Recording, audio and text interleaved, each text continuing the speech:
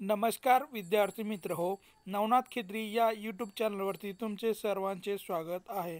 आज आपण ह्या व्हिडिओमध्ये बघणार आहोत सर्व परीक्षेसाठी TCS पॅटर्ननुसार महत्त्वाचे असणारे प्रश्न उत्तरे बघणार आहोत।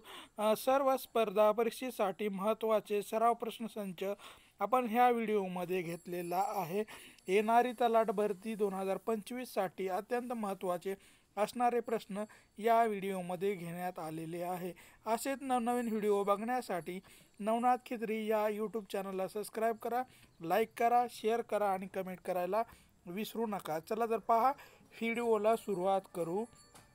चला पहा, पहिला प्रश्न बघा।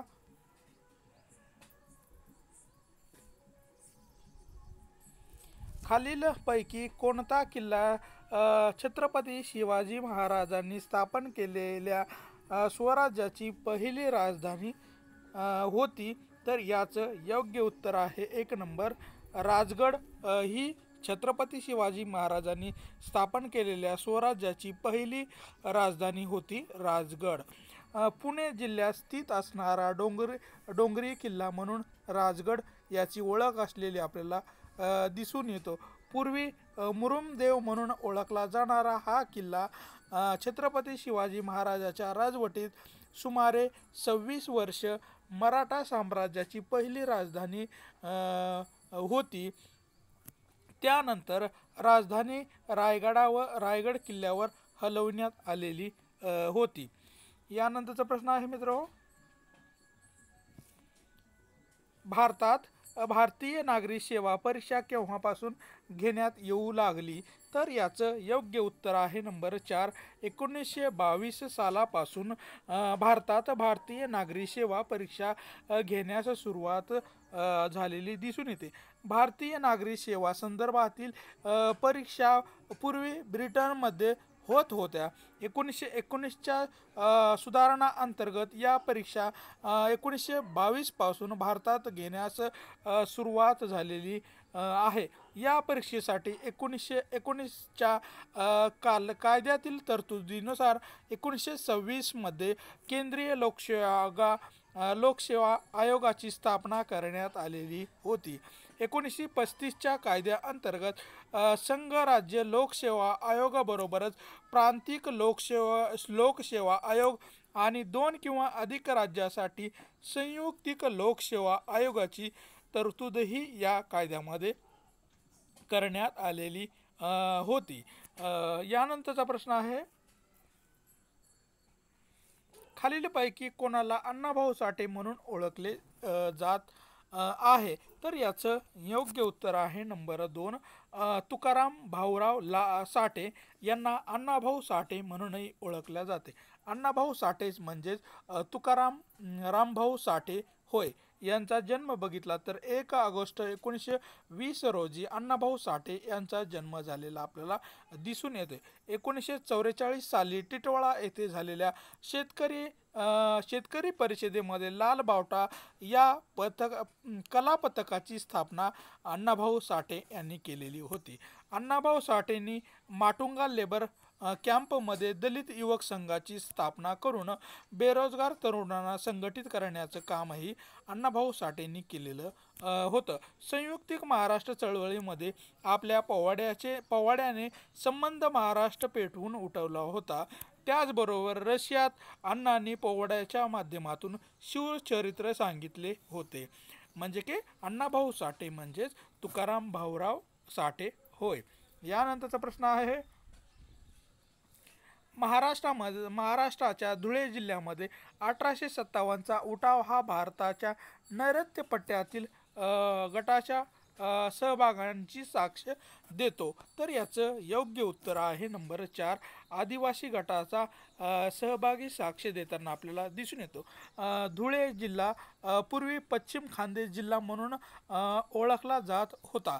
धुळे जिल्हा हे महाराष्ट्रातील प्रमुख बोलीभाषा अहिराणी भाषेचे माहेरघर म्हणूनही ओळखला जाताना दिसून येतो।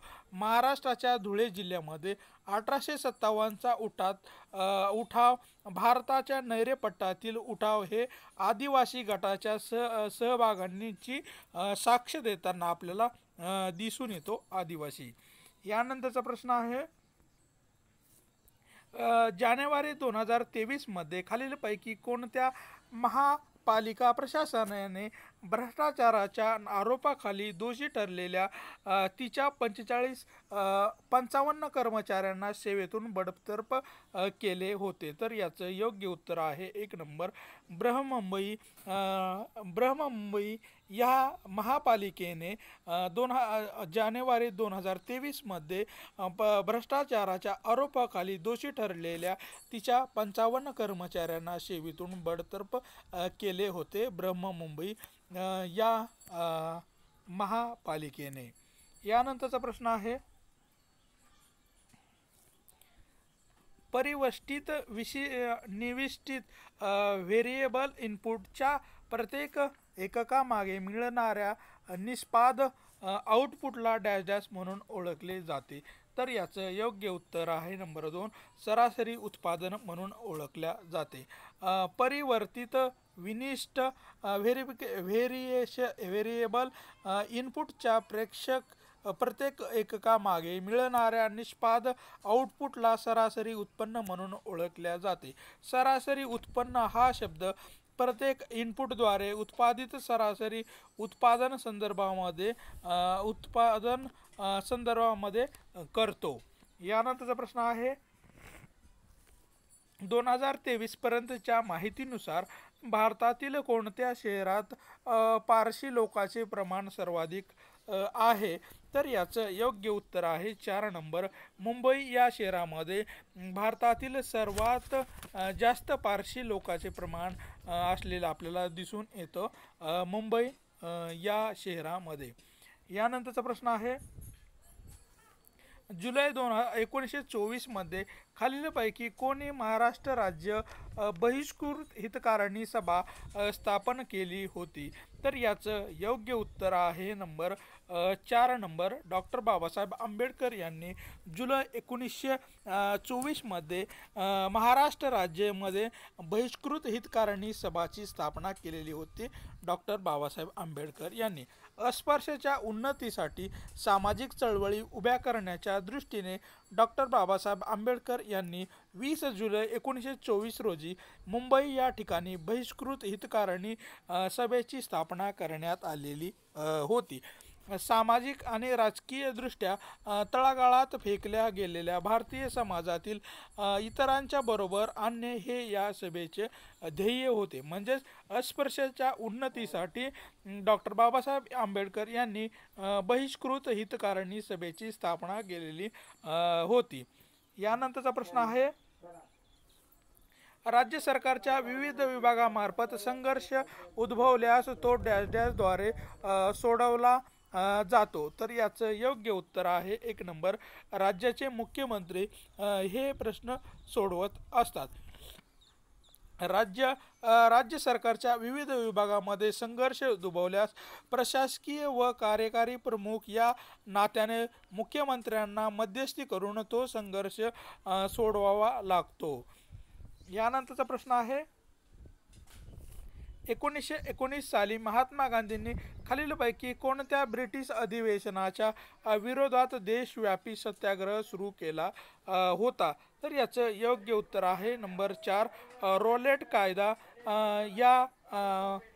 रॉलेट कायदा या ब्रिटिश अधिवेशनाच्या विरोधामध्ये महात्मा गांधी यांनी देशव्यापी सत्याग्रह सुरू केलेला आपल्याला दिसून येतो रॉलेट कायदा याच्या विरोधामध्ये।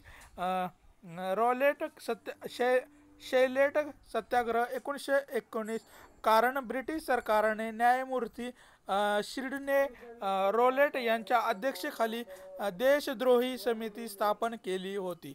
या समितीने जुलमी आशय बंदी विधेयक व खटल्या विना कारावास विधेयक मंजूर करण्याची शिफारस केली होती। गांधीजींनी या कायद्याला काळा कायदा असे देखील संबोधले होते। या कायद्याला विरोध करण्यासाठी महात्मा गांधींनी सत्याग्रह सभा स्थापन केली होती। जालियनवाला बाग हत्याकांडामुळे गांधीजींनी व्यथित होऊन सत्याग्रह थांबविण्याचा निर्णय घेतला होता। म्हणजेच 1919 साली महात्मा गांधींनी ब्रिटिश अधिवेशनाच्या विरोधामध्ये रॉलेट कायद्याच्या विरोधामध्ये देशव्यापी सत्याग्रह सुरू केलेला होता। यानंतरचा प्रश्न आहे 2022 पर्यंतच्या माहिती नुसार जीमेल मधील अटॅचमेंट कमाल आकार किती होता? तर याचं योग्य उत्तर आहे नंबर 3 नंबर 25 MB पर्यंत जीमेलमध्ये आपण फाईल अटॅच करून पाठवू शकत होतो, म्हणजे 25 MB पर्यंतची। यानंतरचा प्रश्न आहे हिमालयीन पर्वत प्रदेशामध्ये 36 मीटरपेक्षा जास्त उंचीवर कोणत्या प्रकारची वनस्पती आढळते? तर याचं योग्य उत्तर आहे 4 नंबर अल्पाईन गवताळ जमीन या प्रकारची आपल्याला वनस्पती आढळताना दिसून येते। हिमालयामध्ये 36 मीटरपेक्षा अधिक उंचीवर आढळतात। ही वने हिमरेषेपर्यंत सर्वत्र आढळताना आपल्याला दिसून येतात। ही सदाहरित सूचीपर्ण रुंदपर्णी या सर्व वृक्षाची संमिश्र असलेले आपल्याला दिसून येते। यानंतरचा प्रश्न आहे राव बहादूर महिया हे 20व्या शतकातील भारतातील खालीलपैकी कोणत्या संघटनेशी संबंधित होते? तर याचं योग्य उत्तर आहे नंबर 3 कुर्ग जमीनदार संघटनाशी संबंधित आपल्याला हे दिसून येते। राव बहादूर महिया हे 20व्या शतकातील भारतातील कुर्ग जमीनदार संघटनाशी संबंधित असलेले आपल्याला दिसून येतात। कर्नाटकातील कोडगू जिल्ह्यातील एक राजकीय संघटना कुर्ग जमीनदार संघटना ही होती। 1909 मध्ये या संस्थेची सुरुवात कुर्ग कृषी सोसायटी म्हणून स्थापन करण्यात आलेली होते। 1912 मध्ये या नावामध्ये बदल करून कुर्ग जमीनदार संघ असं नाव देण्यात आलेलं होतं। यानंतरचा प्रश्न आहे मूलभूत कर्तव्याची संकल्पना डॅश डॅश कडून घेण्यात आली आहे? तर याचं योग्य उत्तर आहे 4 नंबर रशिया या देशाकडून मूलभूत कर्तव्याची संकल्पना घेण्यात आलेली आहे। मूलभूत कर्तव्य भाग 4A मध्ये आपल्याला दिसून येतात। कलम 51A हे पण आपल्याला मूलभूत हक्काशी संबंधित असलेला दिसून येतो। घटना दुरुस्ती 42वी घटना जी दुरुस्ती झाली होती त्यामध्ये हे कलम आपल्याला दिसून येतं। समिती सरदार सुवर्णसिंग समिती भारतीय राज्यघटनेतील मूलभूत कर्तव्य तत्कालीन सोव्हिएत रशिया या देशाच्या राज्यघटनेकडून घेण्यात आलेली आहेत। म्हणजे काय मूलभूत कर्तव्य हे रशिया या देशाकडून घेण्यात आलेले दिसून येतात। यानंतरचा प्रश्न आहे केंद्रीय माहिती आयुक्ताच्या निवड समितीचे अध्यक्ष म्हणून खालीलपैकी कोण कार्य करतात? तर याचं योग्य उत्तर आहे 4 नंबर पंतप्रधान हे केंद्रीय माहिती आयुक्ताच्या निवड समितीचे अध्यक्ष म्हणून कार्य करताना दिसून येतात किंवा काम करताना दिसून येतात पंतप्रधान हे। केंद्रीय मुख्य माहिती आयुक्त व इतर स्तर आयुक्ताची नियुक्ती राष्ट्रपती पुढील व्यक्तीची मिळून बनलेल्या समितीच्या शिफारशीनुसार करत असतो। म्हणजेच राष्ट्रपती हे केंद्रीय प्रमुख माहिती आयुक्त व स्तर माहिती आयुक्ताची निवड राष्ट्रपती करत असतात। या समितीमध्ये अध्यक्ष म्हणून पंतप्रधान काम करताना आपल्याला दिसून येतात व सदस्य म्हणून लोकसभा विरोधी पक्ष नेता, जर लोकसभा विरोधी पक्ष नेता नसेल तर लोकसभेतील सर्व मोठ्या गटाचा नेता एक केंद्रीय मंत्री पंतप्रधानाद्वारे नामनिर्देशित केले जाते आणि त्यावर शिफारस करण्याचे अधिकार हे राष्ट्रपती करत असतात। यानंतरचा प्रश्न आहे काकोरी कांड किंवा काकोरी ट्रेन दरोड्यानंतर आरोपीवर कोणत्या सत्र न्यायालयामध्ये खटला चालवला होता? तर याचं योग्य उत्तर आहे नंबर 3 हॅमिल्टन्स या ठिकाणी किंवा या सत्र न्यायालयामध्ये काकोरी कांड किंवा काकोरी ट्रेन दरोड्यावर सत्र न्यायालयामध्ये हॅमिल्टन येथे खटला चालवला होता। काकोरी कट हा लखनौ जवळील काकोरी गावामध्ये 9 ऑगस्ट 1925 रोजी रेल्वेमध्ये असलेल्या खनिज लुटण्याचा कट होता। त्यात रामप्रसाद बिस्मिल, अफाज अल्ला खान, राजेंद्र लाहारी, चंद्रशेखर आझाद, ठाकूर रोशन सिंग व इतर क्रांतिकारक खजिना लुटण्यासाठी होते। या सर्व क्रांतिकारकांवर खटला 1 मे 1926 रोजी न्यायमूर्ती हॅमिल्टन यांच्या विशेष सत्र न्यायालयाने सुरू केला होता।